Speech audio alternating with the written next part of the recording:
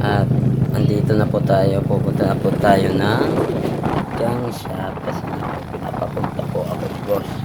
Gusto daw niya makita yung gusto mukha ko kung ano daw kung okay na. Ngayon pupunta tayo doon para makita mo talaga.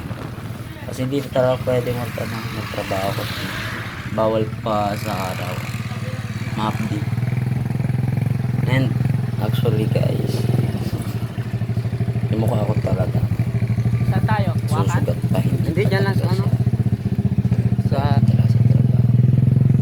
And guys, hindi ko pala to Oh, full doon sa, video sa kasi wakat. Sa ano pala? masyadong malayo. Kaya kakat ko na lang, ipapakita ko lang.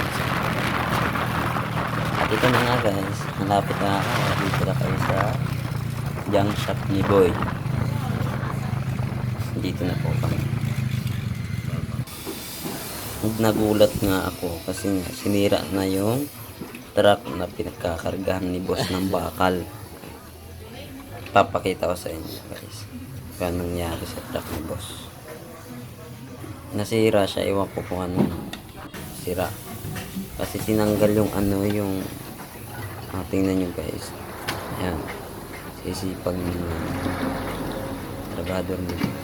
Ayun yung truck na yung pula na yan.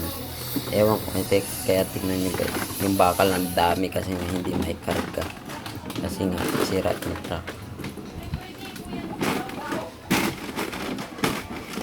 Yun lang po.